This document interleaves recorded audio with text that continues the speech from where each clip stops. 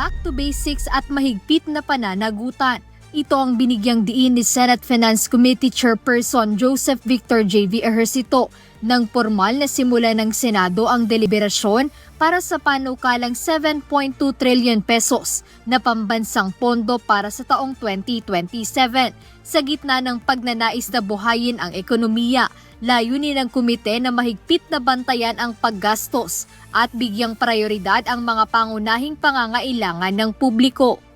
Going back to basics, we mean accountability for every peso we appropriate that is focused and clear-eyed about the basic needs of the people such as health, education, infrastructure that will generate quality jobs for the people and to put the food on the table.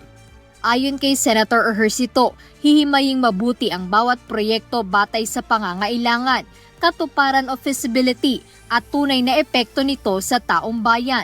Dagdag pa niya ang hakbang na ito ay tugon na rin sa lumalaking pangamba ng publiko laban sa korupsyon bunsod ng mga nakaraang kontrobersya sa pondo. Naririnig namin ang inyong mga hinaing at naunawaan namin ang inyong mga damdamin at panawagan para sa transparency at gobyernong mapagkakatiwalaan. Bilang chairman ng Senate Committee on Finance, hindi natin papayagan na ang pondo ng bayan ay muling masasayang, mawaldas at mapunta sa maling mga kamay. Binigyang diin ng Finance Chairperson na ang bawat piso at sentimo ay dapat nakalaan lamang sa mga programang aprobado at mabusising pinag-usapan sa plenaryo.